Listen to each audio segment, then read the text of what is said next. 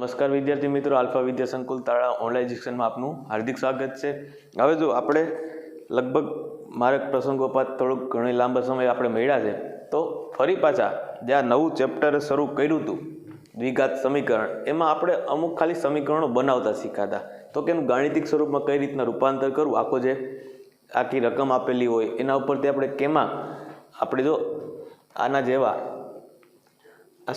ચોથો દાખલો આપણે એક બાકી હતો સ્વાધ્યાયનો, બરાબર, તો એની અંદર વાત કરીએ તો એની પહેલાં આપણે ઘણા બધી જે સિમ્પલ ઉદાહરણો હતા, દાખલાઓ હતા, એમાં આપણે એનું સમીકરણ કઈ રીતના બનાવવું એ શીખ્યા હતા।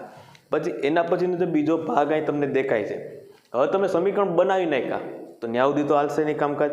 સમીકરણ બની ગયા પછી એનો ઉકેલ કઈ રીતના મેળવો, તો ઉકેલ મેળવવાની રીત આપણે આજે આ લેક્ચરમાં શીખવાની છે। પણ જે આગળનો એક દાખલો બાકી રહી છે અને થોડોક અઘરો લાગે એવો દાખલો છે, કેમ કે જ્યારે પણ આવું કંઈ આવે અંતર, ઝડપ અને સમય, ત્યારે આપણે થોડુંક કંઈક આપણે વિચારવું પડે। ચાલો પહેલાં રકમ જોઈએ, તો કે એક ટ્રેન 480 કિલોમીટરનું અંતર અચળ ઝડપથી કાપે છે। હવે જો આની અંદર થાય છે કેવું, તો કે તમને અંતર આપી દીધું, કેટલું છે, તો કે 480 કિલોમીટર। હવે અંતર અચળ ઝડપથી કાપે છે, હવે એ વખતે શું ઝડપ હતી આપણે ખબર છે નહીં, તો જો સૌથી પહેલાં તો જે કંઈ આપ્યું હોય ને એના વિશે આપણે આમાં ધારી લેવાનું। મેં તમને આની પહેલાં પણ એક રીત આપી હતી કે ભાઈ આમાં એક્સ ધારવો કઈ રીતના, તો મેં એક મસ્ત એક ઉદાહરણ આપ્યું તમારું ગુજરાતીનું, તો કે એમાં એક તમે અલંકાર ભણતા, તો કે દમયંતીનું મુખ જાણે ચંદ્ર જેવું, એવું મેં એક ઉદાહરણ આપ્યું, જો આગળના લેક્ચર જોજો, કદાચ એમાં કંઈ યાદ ન આવતું હોય તો હું કીધું હતું કે દમયંતીનું મુખ જાણે ચંદ્ર જેવું, તો દમયંતીનું મુખ સરખાયું કે નહીં હારે, તો કે ચંદ્ર હારે। ચંદ્ર હારે સરખાયું તો જેની સાથે સરખામણી થઈ જાય આપણે એના માટે એક્સ ધાર લેવાનું। તો આપણે જેવા ઘણા બધી દાખલાઓ ગણ્યા, પણ આમાં એવી કંઈ જરૂર પડશે નહીં, તો અહીં શું કરશું, ધારો કે ટ્રેનની અચળ ઝડપ x કિલોમીટર પ્રતિ કલાક છે, બરાબર, આપણે આધાર લીધું। તો હવે આપણે એક વિજ્ઞાનમાં એક સૂત્ર ભણતા કે ઝડપ બરાબર તો કે અંતરના છેદમાં સમય, બરાબર। તો આમાં ક્યાંય સમય આપણે આપેલો નથી, તો સમયને સૂત્રના કરતા કરશું તો શું થશે, તો કે સમય બરાબર અંતરના છેદમાં ઝડપ। હવે જો અહીંયા અલગ અલગ બે વખતે સમય લાગે છે, અથવા તો જો અહીંયા 8 કિલોમીટર પ્રતિ કલાક ઓછીની સ્પીડ કરી નાખે, પછી થોડીક વધારે છે એવું કંઈક કહી છે આમાં, તો અહીંયા આપણે સમય માટે ટાઈમ ઉપરથીનો સિમ્બોલ રાખશું ટી, તો હવે અહીંયા પહેલો સમય છે તો T1 રાખશું। તો પહેલા વખતે જે અંતર કાપે કેટલું, તો અંતર તો ફિક્સ જ છે 480, તો એ વખતે ઝડપ કેટલી છે, તો કે અંતર અચળ ઝડપથી કાપે છે, તો ઝડપ ખબર નથી, તો કે x। તો જો અંતરના છેદમાં ઝડપ, તો કે અહીંયા સમય T1, આનો હમણાં નંબર 1 કહી દો। ચાલો હવે આગળ વાંચીએ, જો ઝડપ 8 કિલોમીટર પ્રતિ કલાક ઓછી હોય તો આટલું જ અંતર કાપવા તે 3 કલાક વધુ લે છે, તો ટ્રેનની ઝડપ શોધો। હવે જો થોડુંક કન્ફ્યુઝન, પરંતુ આપણે એટલા વાક્યનું પહેલાં સમીકરણ બનાવીએ, ચોક બ્લેકથી અંડરલાઇન કરીને, જો ઝડપ 8 કિલોમીટર પ્રતિ કલાક ઓછી હોય તો પહેલાં મૂળ ઝડપ કઈ હતી, તો કે એ હતી એક્સ। જોજો આમાં ધ્યાન રાખજો ખાસ, આવું તમારે ક્યાંય તમારી પાસે જે કંઈ પણ મટીરિયલ છે એમાં આવું કંઈ લખીને નહીં આપ્યું હોય, જો મૂળ ઝડપ કઈ હતી, તો કે x કિલોમીટર પ્રતિ કલાક। હવે હું કીધું તો કે 8 કિલોમીટર પ્રતિ કલાક ઓછી થાય છે ઝડપ, તો જો 8 કિલોમીટર પ્રતિ કલાક એ ઝડપ કેવી થાય છે, તો કે ઓછી થાય છે। તો હવે ઓછી ઝડપ થઈ તો મૂળ ઝડપમાંથી જે ઝડપ હતી x, એમાંથી હું 8 કિલોમીટર પ્રતિ કલાક થોડીક ઝડપ ઘટાડી નાખીશ, તો આ તમને નવી ઝડપ મળશે, થયો કે નહીં। હવે જો વ્યવહારિક વાત છે, આપણે જે ઝડપથી જતા હોય, હવે એમાં ઝડપમાં આપણે ઘટાડો કરીએ તો જ્યાં પહોંચવાનો સમય વધી જાય કે નહીં।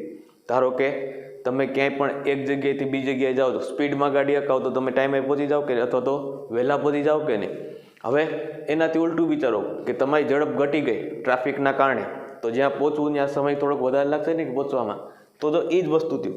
અહીંયા હું થયું તો કે 8 કિલોમીટર પ્રતિ કલાકની ઝડપ એની ઓછી થઈ ગઈ, તો જ્યાં એને પહોંચવું હતું તો એને અંતર કાપવા 3 કલાક વધુ સમય લે છે. તો જો હવે આપણે T2 મેળવવાનો છે.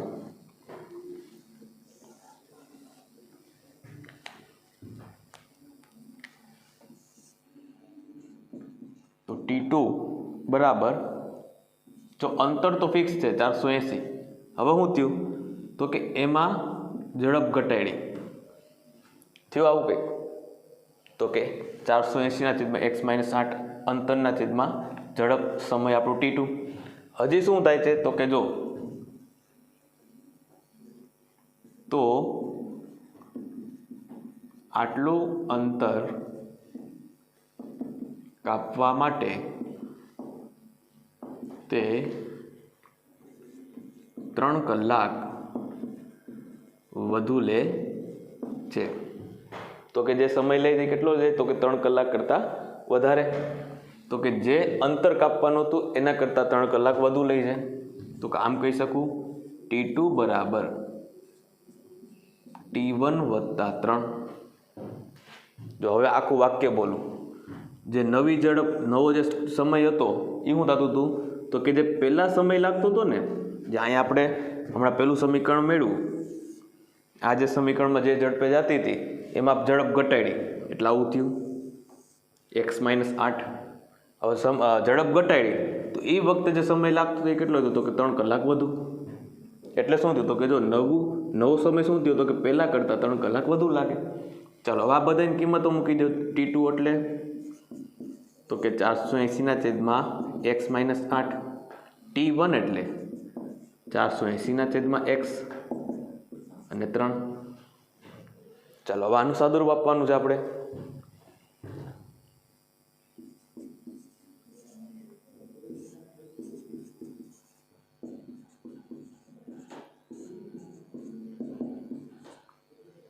ચાલો અહીં સુધી હું કમ્પ્લીટ કરાવું છું, બરાબર. હવે આનું જે સાદુરૂપ છે બાકી રાખું છું. શું કામ તો કઈ કામ તમે કરજો એ હોમવર્કમાં આપી દઉં છું. એટલે હવેનું કામ છે એ કેમાં તો કે હોમવર્કમાં. મેં માત્ર તમને પદ્ધતિ કઈ હતી એ તમને કરીને બતાવી. જો ફરી પાછું સમજીએ. જો સૌથી પહેલાં તો કે એક ટ્રેન 480 કિલોમીટરનું અંતર અચળ ઝડપથી કાપે છે.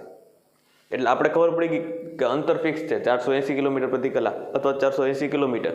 હવે એ વખતે ઝડપ કેટલી હતી આપણે ખબર છે નહીં. તો મેં શું કર્યું, ધારો કે ટ્રેનની અચળ ઝડપ કેટલી છે તો કે x કિલોમીટર પ્રતિ કલાક. હવે હું કીધું તો કે જો ઝડપ 8 કિલોમીટર પ્રતિ કલાકની ઓછી કરવામાં આવે તો આટલું જ અંતર કાપવા તે 3 કલાક વધુ લે છે. તો હવે શું થયું તો કે જો સૌથી પહેલાં તો મારે થોડોક વિજ્ઞાનનો ઉપયોગ કરવો પડશે. ડાયરેક્ટ આપણે સૂત્ર નહીં બનાવી શકીએ. તો કે ઝડપ બરાબર તો કે અંતરના છેદમાં સમય. તો આમાં સમયનો ક્યાંય ઉલ્લેખ જ નથી પહેલા બીજા વાક્ય સુધી. તો મેં શું કીધું કે સમય બરાબર તો કે અંતરના છેદમાં ઝડપ. તો અંતર ફિક્સ હતું 480 અને એ વખતે ઝડપ કેટલી હતી તો કે x. એને નંબર 1 આપી દીધો અને T1 ટાઈમ આપી દીધો, કેમ કે એ પહેલી વખત મૂળ ઝડપ હતી એ હતી. પછી શું થયું તો કે એમાં જે ઝડપ હતી એમાં 8 કિલોમીટરની ઝડપ ઘટી ગઈ.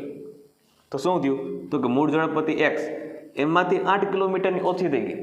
તો x-8 કિલોમીટર પ્રતિ કલાક થઈ ગઈ.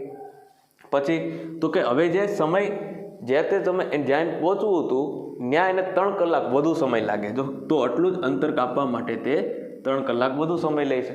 તો જો મારે T2 જોતું હોય તો હું કહે તો કે પહેલાં જે સમય લાગતો હતો એના કરતાં 3 કલાક વધુ લાગશે, બરાબર. હવે બધું જ તમે જાણો છો, મૂકી દો અને માત્ર એમાં સાદુરૂપ આપી દો. સાદુરૂપ કઈ રીતના તો કાંઈ ચોકડી ગુણાકાર કરશો એટલે જો આમાં 480ની કંઈ બીક ન રાખતા એની રીતના કેન્સલ થઈ જશે. શું કામ તો કે x અને x બે જગ્યાએ આવી જશે એટલે ત્યાંથી કેન્સલ થઈ જશે અને આખું જે સમીકરણ મળશે એટલે તમને આખું દ્વિઘાત સમીકરણ મળી જશે, બરાબર. તો આ થયું આપણે માત્ર સમીકરણ મેળવવાની વાત. હવે જે વાત કરવાની છે એ કઈ વાત તો કે આપણું જે નવો ટોપિક આવે છે આપણે અત્યાર સુધી જે સમીકરણો ભણ્યા એ સમીકરણો મેળવા. તો સમીકરણો મેળવવાની વાત ખાલી અહીં 4.1 સુધી જ હતી. તો હવે સમીકરણો મેળવી લીધા પછી કરવાનું શું તો કે જો સમીકરણ મેળવી લીધા તો હવે એના માટે 3 શબ્દ છે. જો બીજ પણ કહેવાય, ઉકેલ પણ કહેવાય અને શૂન્ય પણ કહેવાય અથવા તો શૂન્યો પણ કહે છે. આ 3 શબ્દ એકબીજાના પર્યાય છે એટલે કે સમાનાર્થી શબ્દો છે. કોઈ એમ કે મારે બીજ મેળવવા છે તો એ ઉકેલ મેળવવા જ કહેવાય અને શૂન્ય મેળવવા જ કહેવાય. તો આ 3 વસ્તુ. હવે સમીકરણ મેળવી લીધા તો હવે એનું કરવાનું શું તો સમીકરણ મળી જાય એના પછી આપણે એના ઉકેલ ગોતશું. તો ઉકેલ કઈ રીતના? તો સૌથી પહેલાં ધોરણ 9માંનો ટોપિક આવશે. તો કે ધોરણ 8 9માં તમે દ્વિઘાત સમીકરણના ઉકેલો મેળવતા શીખી ગયા. કઈ રીતના? તો કે અવયવીકરણની રીતના ઉકેલ. ટોપિકનું નામ જ છે. જો આમાં કોઈ થિયરી નથી લેતો. શું કામ? તો કે જો થિયરીની આમાં જરૂર જ નથી. આમાં માત્ર તમારે અવયવ પાડવાના રહેશે. જો હમણાં જો એક દાખલો કરું એટલે ખબર પડશે. ઉદાહરણ 3 તો કે 2x² ઓછા 5x વત્તા 3 બરાબર 0 ના બીજ મેળવો એવું કંઈક કીધું છે, અથવા તેને ઉકેલ મેળવો. તો આમાં કરવાનું શું? તો કે જો પહેલો દાખલો છે એટલા માટે હું તમને શીખવાડું. આમ તો ખરેખર શીખવાડવાની જરૂર જ નથી. તો કે 3 2 6 6 ના 2 ભાગ પાડો કે -5 આવે. તો આના 2 ભાગ પડશે 2x² ઓછા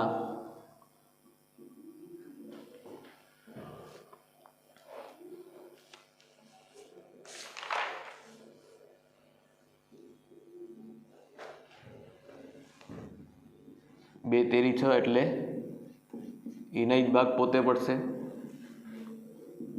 અને જો મારે હમણાં આ દાખલો જ્યારે ગણાવતો ત્યારે બુકમાં જોવું પડ્યું. શું કામ? તો કે જો અહીંયા ક્યાંય પણ માઇનસ પ્લસમાં ભૂલ હશે તો એના અવયવ ફરી જશે. શું કામ? તો કે જો એના માટે વાત કરી દઉં.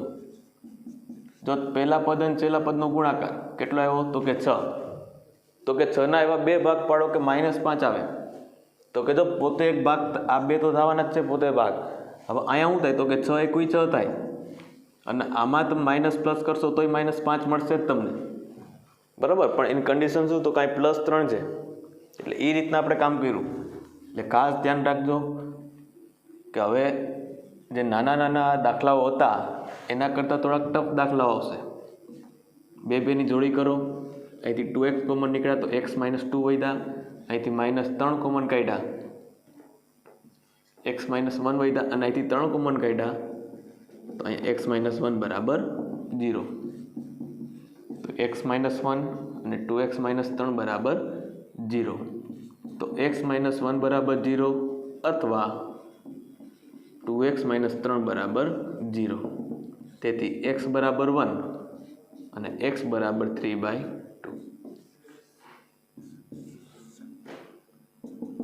જે માગેલ સમીકરણના ઉકેલ છે. હવે જો આમાં કંઈ ચોખવટ કરવાની જરૂર નથી, કેમ કે અવયવીકરણ જ છે આખું. ફરી પાછું વખત જોઈ લો તો કે 2x² ઓછા 5x વત્તા 3 બરાબર 0. તો આના 2 તેરી 6, 6 ના 2 ભાગ પાડો કે -5 આવે. તો એના એ જ 2 ભાગ પડશે. તો કે 2x² ઓછા 2x ઓછા 3x વત્તા 3 બરાબર 0.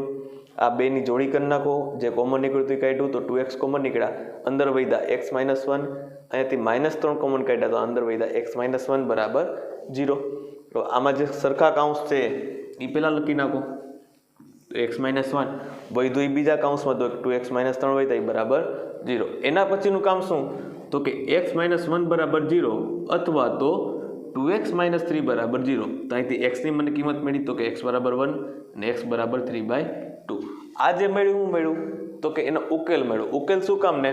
તો કે જો આ 2 તમે કિંમત સમીકરણમાં મૂકશો વારાફરતી, પહેલાં એક વખત x બરાબર 1 મૂકી દેવામાં તો એ તમને આનો જવાબ 0 મળી જશે, અને એક વખત 3/2 મૂકશો તો આનો જવાબ મળી જશે 0. તો ઉકેલ બીજ અને શૂન્ય એટલે શું? તો કે જે કિંમત મૂકતા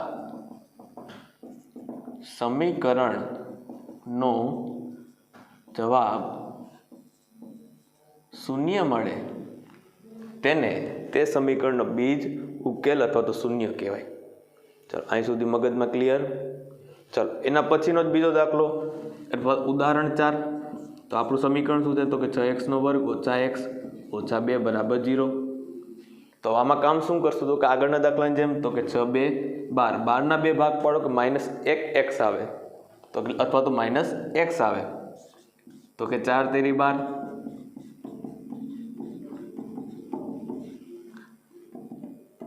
ચાલો અહીંયાથી 2 2ની જોડી, એમાંથી પહેલા જોડીમાંથી 2x કોમન કાઢશું તો 3x - 2 વધશે. અહીં કંઈ કોમન નહીં નીકળે એટલે 1 કોમન નીકળશે તો 3x - 2 બરાબર 0. તો 3x - 2 અને 2x + 1 બરાબર 0. તેથી 3x માઇનસ 2 બરાબર 0 અથવા 2x પ્લસ 1 બરાબર 0. તો 3x માઇનસ 2 એના બરાબર 0 અથવા 2x પ્લસ 1 બરાબર 0. તેથી x બરાબર 2/3 અને x બરાબર -1/2. જો આ બધું આગલા ધોરણમાં ભણી જ ગયા, તમે આયા સુધી કમ્પ્લીટ અવયવ પાડતા હતા જ, પણ નવું શું આવ્યું તો કે આ બેના આજે બે કાઉન્સો મળે છે એના પર્ટિક્યુલર તમારે એક્સ ગોતવાનું રહે. તો એક્સ કઈ રીતના તો કે જો અહીંયા તમને એક સમજણ આપી દો. હવે આ જે બે પદ દેખાય તમને, જો બ્લેક માર્કરથી હું કામ કરું છું, આ બે પદ દેખાય છે એ બે એકબીજા ગુણાકારથી જોડાયેલા છે કે નહીં? તો બેની વચ્ચે કઈ નિશાની છે નહીં. તો બે કેનાથી જોડાયેલા હોય તો ગુણાકારથી. તો એના માટે એક સમજણ આપું, જો ખાસ ધ્યાન. હું એમ કહું કે a ગુણ્યા b બરાબર 0. જો આવું લખું તો આનો અર્થ શું? તો કે અહીંયા કાં તો a ની કિંમત 0 હશે અથવા b ની કિંમત 0 હશે અથવા તો બે 0 હશે, તો જ જવાબ 0 આવે. શું કામ? તો કે 0 નિયમ છે કે 0 કોઈ પણ સાથે ગુણાય જવાબ 0 જ આપશે. હવે આપણે ખબર નથી કે a 0 છે કે b 0 છે અથવા તો બે 0, આપણે કંઈ ખબર છે નહીં. તો અહીંયા આપણે શું લખીએ? તો a બરાબર 0 વચ્ચે શું લખીએ? અથવા b બરાબર 0. હવે ખબર પડી કે અહીંયા અથવા શું કામ લખીએ છીએ? જો અહીંયા ગુજરાતી ભાષાનો એ બહુ સારી રીતનો ઉપયોગ થાય. અહીંયા તમે અને લખો ને તો કોઈક સારો પેપર જો ને તમારે ખોટું પાડી દે. શું કામ? તો કે આનો અર્થ એવો થયો, જો a બરાબર 0 અથવા b બરાબર 0, આનો અર્થ શું થયો? કે ઓપ્શન દેખાડે, વિકલ્પ દેખાડે, કાં તો a બરાબર 0 છે કાં તો b બરાબર 0. હવે જ્યારે તમે ભૂલથી અને લખીને આવો એનો અર્થ શું થયો? તો કે a બરાબર 0 અને b બરાબર 0. તો આનો અર્થ શું થયો? તો કે અહીંયા બે 0 દેખાડ્યા. તો એનો અર્થ એવો થયો કે તમે પહેલેથી ખબર છે કે આ બે 0 છે, પણ ખરેખર દાખલામાં તો આપણે ખબર જ નથી. ખબર પડી? એટલે ખાસ ધ્યાન રાખવું કે અથવા શું કામ લખીએ છીએ. ચાલો અહીં સુધી ક્લિયર.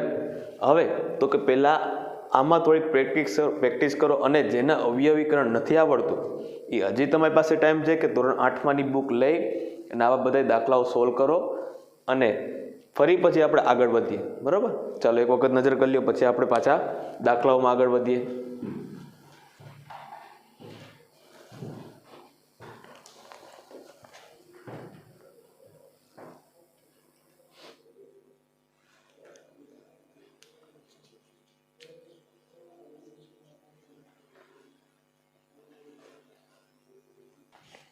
ચાલો તો હવે આપણે સ્વાધ્યાયમાં આગળ વધીએ, પણ ઉદાહરણમાં જો બે દાખલાઓ મેં બાકી રાખ્યા છે. તો કે એક છે એ થોડોક અવયવીકરણનો જ છે, પણ થોડાક એમાં ભાગ પાડવામાં તકલીફ પડશે, અને એક છે એ કૂટ પ્રશ્ન છે. તો કૂટ પ્રશ્નને બે છેલ્લે રાખશું. હવે એની પહેલાં તો કે સ્વાધ્યાય 4.2માં આપણે ફરી પાછા જે આખો બોર્ડ ભર્યો છે, તો એ બધાય દાખલાઓ અવયવીકરણના જ છે, અને આપણે એકો એક દાખલાઓ ગણશું. શું કામ? તો કે જો બધાય દાખલામાં કંઈક નવું છે. એવા કોઈ દાખલા આવશે કે ભાઈ તમને હોમવર્કમાં દેવા છે, એ જ હોમવર્કમાં આપીશ, બાકી બધા બોર્ડ ઉપર. ચાલો હવે તો કે જો સૌથી પહેલાં હવે જો ફટાફટ દાખલાઓ કરશો, આ બધા દાખલા તમારે 5 મિનિટમાં પૂરા. જો અહીંયા x2, જો હંમેશા તો આ લખવાની રીત આપું, ખાસ ધ્યાન દેજો. સૌથી પહેલાં 3 ટપકા, x2 ઓછા 3x ઓછા 10 બરાબર 0. જે સમીકરણ આપ્યું એને પહેલાં લખી નાખવાનું.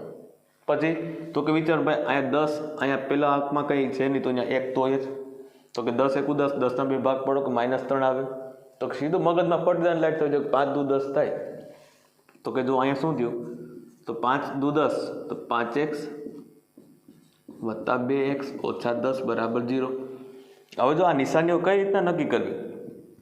આપણે ખબર પડે કે 5 × 2 = 10 થાય, પરંતુ તો કાંઈ જો -5x અને વત્તા 2x લીધા. શું કામ? તો કાંઈ -3x ની મારે જરૂર છે, એટલા માટે મોટો અંક હતો એને માઇનસ લીધા, નાનો અંક હતો એને પ્લસ લીધા. એ તો જેમ જેમ પ્રેક્ટિસ કરશો એમ ખબર પડશે.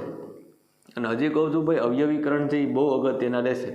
ચાલો હવે બેની જોડી, x common x - 5 plus 2 common x - 5 બરાબર 0. તેથી x - 5 x + 2 બરાબર 0. તેથી x - 5 બરાબર 0 અથવા x + 2 બરાબર 0. તેથી x બરાબર 5 અને x બરાબર -2. જો આ બે વસ્તુ આપણે મળી ગઈ, નીચે લખી નાખશું જે માગેલ સમીકરણના ઉકેલ છે. ચાલો ખબર પડી? બસ અહીંયા આ રીતના દાખલો થશે. ચાલો હવે એની આગળનો દાખલો તો કે 6 2 12, પેલા રકમ લખો 2x² + x ઓછા 6 બરાબર 0. તો 6 2 12, 12ના બે ભાગ પાડો કે 1 આવે એટલે અથવા તો 1 x આવે તો 4 2 12, 2 2 ના ભાગ, અહીંથી 2x કોમન તો અંદર વધશે x + 2 -3 કોમન, x + 2 બરાબર 0. તો x + 2 2x - 3 બરાબર 0. તેથી x + 2 બરાબર 0 અથવા 2x - 3 બરાબર 0. તેથી x બરાબર -2 અને x બરાબર 3/2. જે માગેલ સમીકરણના ઉકેલ છે. ચાલો એના પછી થોડોક દાખલો અઘરો આવ્યો. તો કે જો એ દાખલામાં શું છે તો કે જો વર્ગમૂળવાળા કંઈક પદ આવ્યા તો જો એમાં કંઈ બીવાની જરૂર નથી. એ વસ્તુ તમને પહેલાં અહીં અલગ કરીને દેખાડતો. તો કે આપણે પહેલું કામ શું કરતું, પહેલા પદના અંકનો અને છેલ્લા પદના અંકનો આપણે ગુણાકાર કરતા કે નહીં. તો કે જો વર્ગમૂળ 2 ગુણ્યા 5√2. તો જો આ વર્ગમૂળ 2 અને આ વર્ગમૂળ 2 બેનો ગુણાકાર થાય એટલે શું થઈ જાય તો કે આખા 2 થઈ જાય. આ 5 એમને તો આમાં જવાબ શું મળ્યો તો કે 10. તો કે 10ના બે ભાગ પાડો કે 7 આવે તો કે જો અવકાશ જોજો તો વર્ગમૂળમાં 2x², તો કે 5 2 10, 5 + 2 એટલે 7 થઈ ગયા. આપણું કામ પૂરું ને.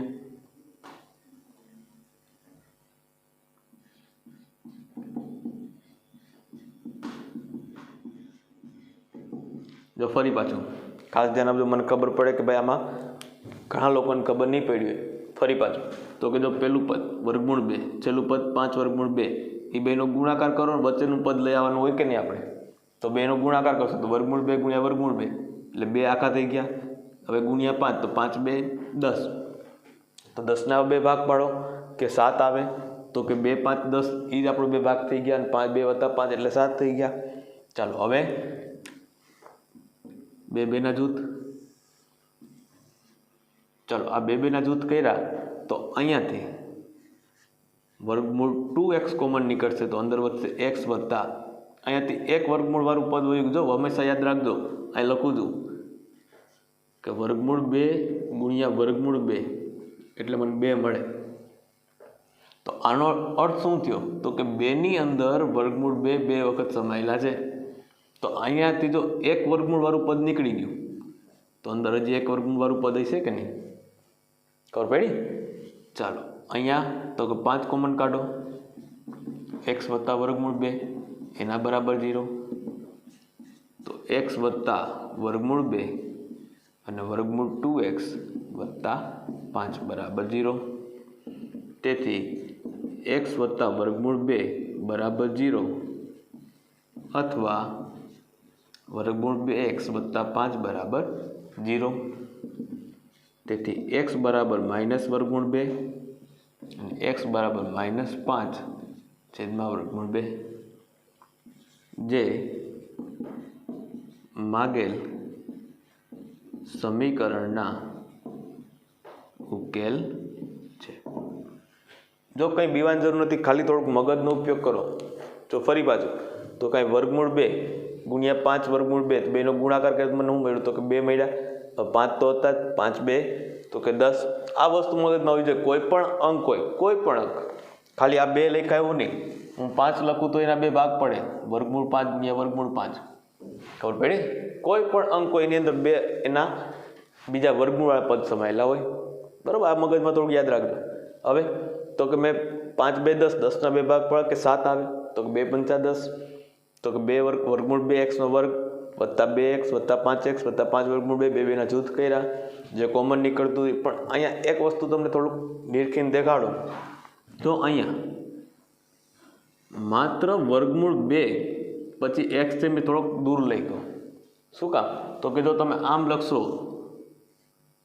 આનો અર્થ ફરી જશે અને તમે આમ લખો તો આનો અર્થ ફરી ગયો. બરાબર? એટલે આમાં ક્યાંય ભૂલ થવી ન જોઈએ કે જો આ રીતના લખજો, જો વર્ગમૂળની અંદર x હોય ગયો તો એનો અર્થ ફરી જશે. તો આ આખું સમીકરણ છે એ દ્વિઘાત રહીને અથવા તો આને સમીકરણ કહેવાશે જ નહીં. પરંતુ જો x થી અલગ રહેવું જોઈએ. આપણે ઉતાવળમાં જો મોટાભાગના ચોખા લીટો લાંબો કરી નાખે અને જે કોઈ પેપર ચેકર અઘરો આવે તો સીધું અહીંથી તમને ભૂલ પાડીને સીધું ચોકડો મારે. એટલે ખાસ ધ્યાન રાખજો કે આપણે એવી કોઈ ભૂલ થવી જોઈએ નહીં. ચાલો એના પછીના દાખલામાં તો કે જો જોતા દાખલો અઘરો લાગે. શું છે આમાં? તો કે જો 2x નો વર્ગ ઓછા x વત્તા 1/8 બરાબર 0. તો પ્રશ્ન એ થાય સાહેબ આમાં પહેલા પદ અને છેલ્લા પદનો ગુણાકાર કરીએ તો આમાં કંઈક મેળ જ નહીં આવે. જો કરીને દેખાડીએ આપણે તો કે પહેલું પદ અને છેલ્લું પદ બેનો ગુણાકાર તો મને 1/4 મળ્યા. તો 1/4 2 ભાગ પડક -x આવે તો બહુ અઘરું પડે. તો એવું કામ કરવા જવાય નહીં. સહેલું કામ કરે તો કે 8 લસા લઈ લ્યો. 8 લસા લેશો એટલે બધા ગુણાઈ જશે. તો 8 2 16x નો વર્ગ ઓછા 8x વત્તા 1 બરાબર 0. ખબર પડી આમાં? જો છેદ નાબૂદીકરણની પ્રક્રિયા કહેવાય. લસા લઈ લ્યો એટલે એક પ્રકારનું છેદ નાબૂદ થઈ જાય. તો કે 8 2 16 8x અને આ છેદમાં 8 હતા એ તો રહેવાના જ છે. બધાના છેદમાં 8 આવે, 8 થાય સામે, 8 ગુણ્યા 0 એટલે પાછા 0. તો કે 16 × 16 16ના 2 ભાગ પાડો કે -8 આવે તો કે ચોકે 16 થાય. તો -4x -4x + 1 બરાબર 0. તેથી અહીંથી 4x કોમન નીકળશે તો 4x - 1, અહીંથી -1 કોમન નીકળશે તો 4x - 1 બરાબર 0. તો 4x - 1 અને 4x - 1 બરાબર 0. તેથી 4x - 1 બરાબર 0 અથવા 4x - 1 બરાબર 0 બે કાઉન્સ સરખા જ છે. તેથી x બરાબર 1/4 અને x બરાબર 1/4 જે માંગેલ દ્વિઘાત સમીકરણનો ઉકેલ છે. ચાલો ખબર પડી આમાં? ચાલો એના પછી પાંચમો દાખલો.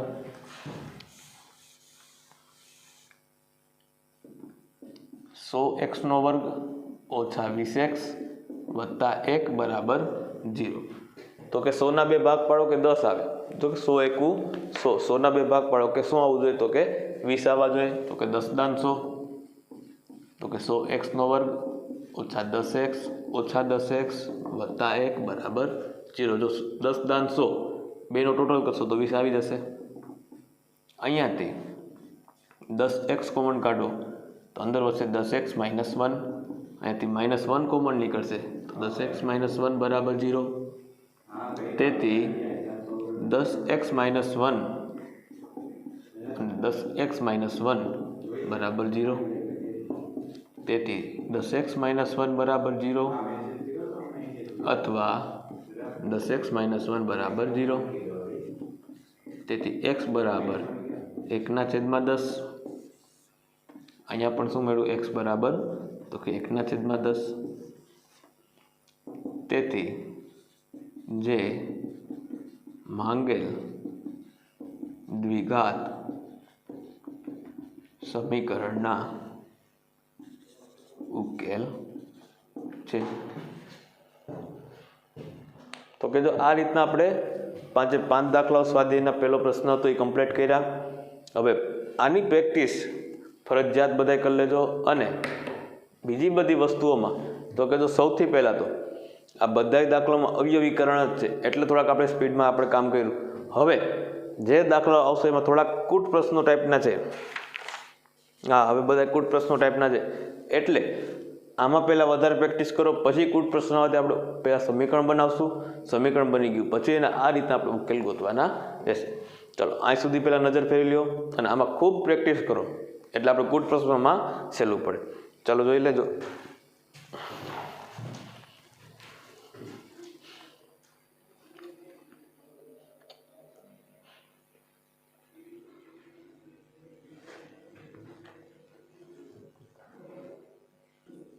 ચાલો તો હવે તો કે જો ઉદાહરણ 5માં જે આપણે કીધું હતું ને કે સ્વાધ્યાયના દાખલા પૂરા થશે પછી ઉદાહરણ 5 અને 6 શું કામ એવું કર્યું તો કે જો ઉદાહરણ 5 જોવું જોઈએ થોડુંક આપણે એમ થાય કે સહેલું છે પણ થોડુંક ટફ છે. ચાલો જોઈએ કે દ્વિઘાત સમીકરણ 3x² - 2 વર્ગમૂળ x + 2 = 0 ના બીજ શોધો. તો સૌથી પહેલાં તો સમીકરણ કે 3x² - 2 વર્ગમૂળ 6x + 2 = 0 આવું કોઈ સમીકરણ છે. તો સૌથી પહેલું કામ 3 2 તો કે 6 6ના 2 ભાગ પાડો કે 2 વર્ગમૂળ 6 આવે. તો કે જો એના 2 પોતે જ ભાગ પડી ગયા વર્ગમૂળ 6 હમણાં આપણે વાત કરી હતી ને ભાઈ આ રીતના એના 2 ભાગ પડી જાય. આ બેન ભેગા કરી દો તો 2 વર્ગમૂળ 6 મળી ગયા કે નહીં. તો જો તો કે 3x² - વર્ગમૂળ 6x - વર્ગમૂળ 6x + 2 = 0. તો કે જો -વર્ગમૂળ 6x - વર્ગમૂળ 6x 2 વખત એટલે 2 વર્ગમૂળ 6x થઈ ગયા કે નહીં. આ બધું મગજનો ખેલ છે, થોડોક મગજ ચાલવું જોઈએ. ચાલો હવે તો કે અહીંયાથી હું હજી એક વસ્તુ આગળ કરું છું. આ તમારી બુકમાં નથી તો વર્ગમૂળ 6 ને આપણે 2 ભાગ પાડીએ તો વર્ગમૂળ 3 વર્ગમૂળ 2x થયા. તો કે જો વર્ગમૂળ 3 × વર્ગમૂળ 2 વર્ગમૂળ 6 થઈ ગયા. અહીંયા પણ એનો 2 ભાગ કરી નાખું અને આ વસ્તુ તમારી નોટમાં ક્યાંક લખી લેજો. આ વસ્તુ તમારી પાસે નહીં હોય. ચાલો અહીંયા હું આના 2 ભાગ પાડી નાખું તો 3ના 2 ભાગ વર્ગમૂળ 3x² ઓછા. જો તમારે સહેલું પડે એટલા માટે આ કામ કર્યું, બાકી ડાયરેક્ટ કામ થઈ જાય એમ છે. અહીંયા પણ વર્ગમૂળ 2 = 0. જો અહીંયા શું કર્યું તો કે 3ના 2 ભાગ કરી નાખ્યા, અહીંયા મેં 2ના 2 ભાગ કરી નાખ્યા. ચાલો હવે તો કે જો 2 2ના જૂથ કરો. હવે તમને સહેલા પડશે કોમન કાઢવા, બાકી તમે થોડુંક વિચાર કરવો પડે કે આમાંથી કોમન કઈ રીતના કાઢવું. જો ફાવતું હોય તો કોઈ ના નથી. ચાલો અહીંયા વર્ગમૂળ 3 છે, અહીંયા પણ વર્ગમૂળ 3 છે, અહીંયા x છે, અહીંયા x છે.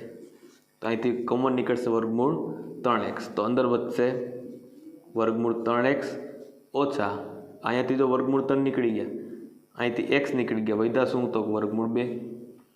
અહીંયાથી ઓછા અહીંયા વર્ગમૂળ 2 છે, અહીંયા પણ વર્ગમૂળ 2 છે. તો વર્ગમૂળ 2 કોમન કાઢો, અંદર વધશે વર્ગમૂળ 3x ઓછા વર્ગમૂળ 2 = 0. તેથી વર્ગમૂળ 3x ઓછા વર્ગમૂળ 2 વર્ગમૂળ 3x ઓછા વર્ગમૂળ 2 એના બરાબર 0.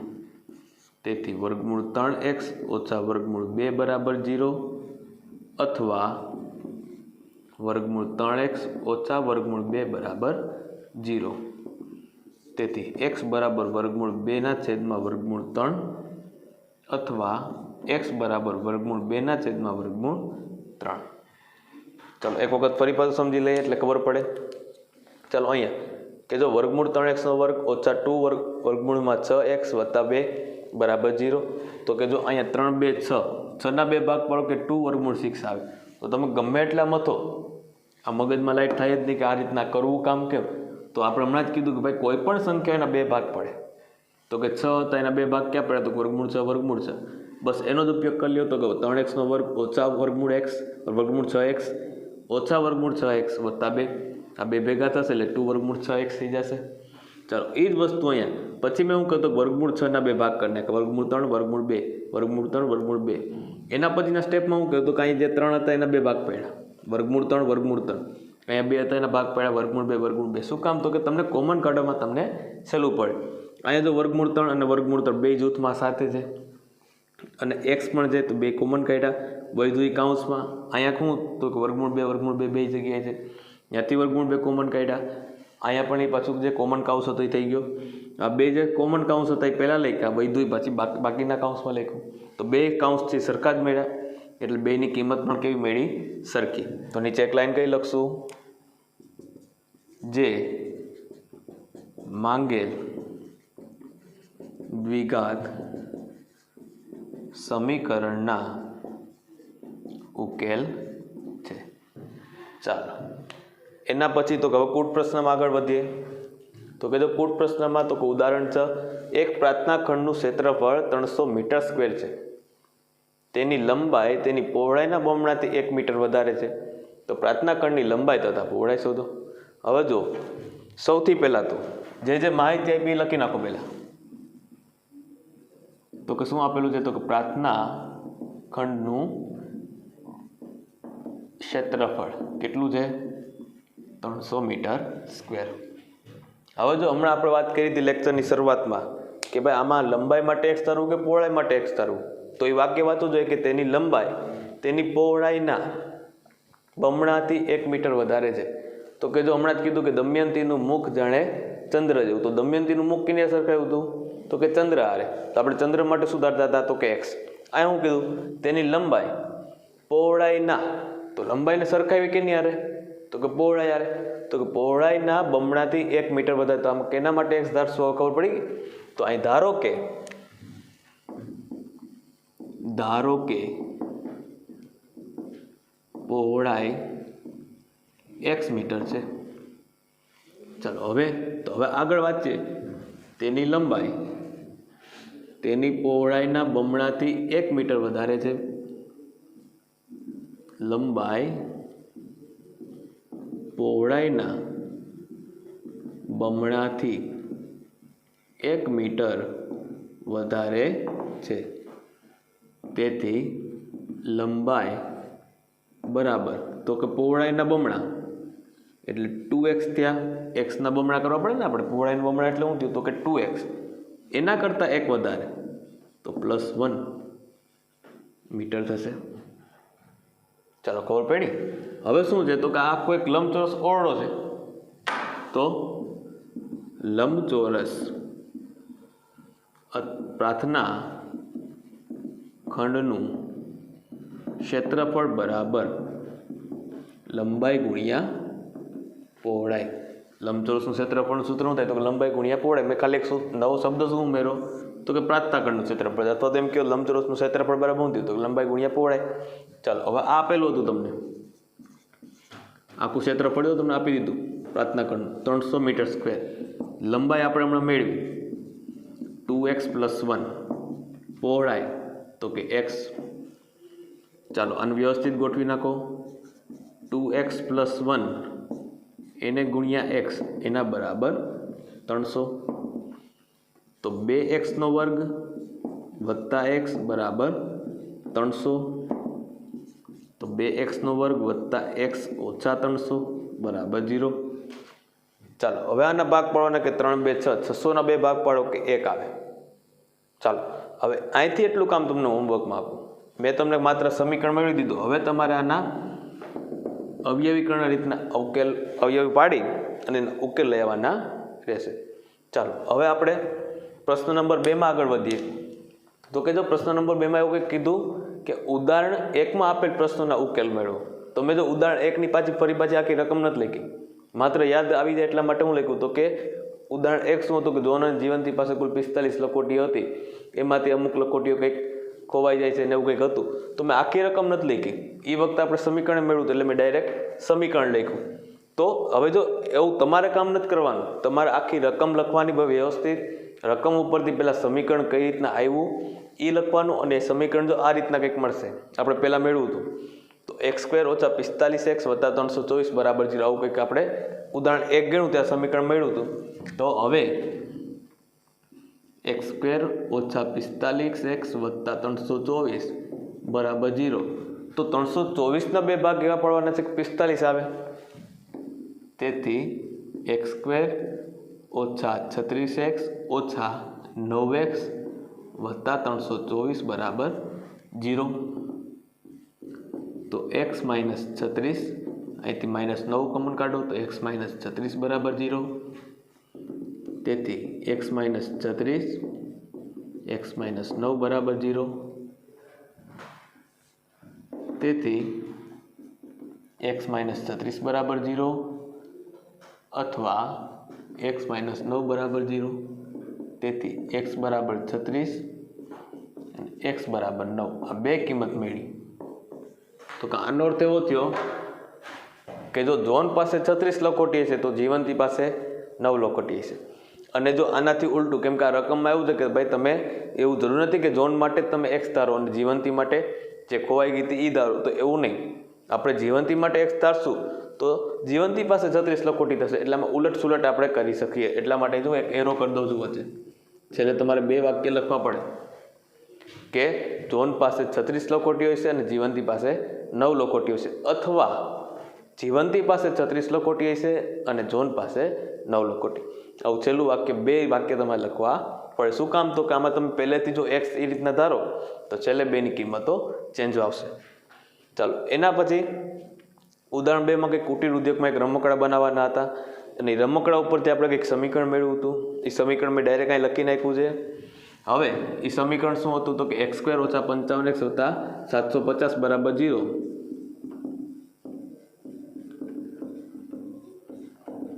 તો આની અંદર શું થયું? તો આના બે ભાગ પાડો 750ના, તો કે 25 × 3 = 75 થશે ને. 75ના ભાગ, તો કે આપણે 750ના ભાગ પાડવાના છે, પણ પહેલાં 75ના ભાગ પાડો એટલે 25 × 3 = 75. ઉપર એક મીંડું લગાડી દો તો શું થઈ જશે? તો કે 25x -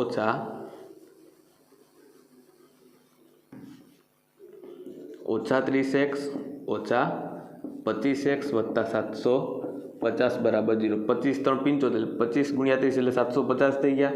બેનું ટોટલ કરશો એટલે કેટલા થઈ જશે? 55. ચાલો, અહીંયાથી x કોમન કાઢશો તો x - 30, અહીંયાથી -25 કોમન કાઢશો તો x - 30 બરાબર 0. તો x - 30 x - 25 બરાબર 0. તેથી x - 30 બરાબર 0 અથવા x - 25 બરાબર 0. તેથી x બરાબર 30 અને x બરાબર 25. તો આમાં પણ તમારે બે વાક્ય લખવા પડશે આ રીતના જ, કે જે રકમમાં લખ્યું હતું આમાં શું ગોતવાનું હતું એ બરાબર રકમ વાંચજો અને પછી આના માટે વાક્ય લખજો. ચાલો, તો અહીંયા સુધી આપણે કૂટ પ્રશ્નમાં જોયું. હવે નવા લેક્ચરમાં આપણે આને લગતા જે સ્વાધ્યાયમાં દાખલાઓ છે એમાં આપણે આગળ વધશું. ચાલો, આજ માટે અસ્તુ. ફરી પાછા આપણે નવા લેક્ચરમાં મળીએ.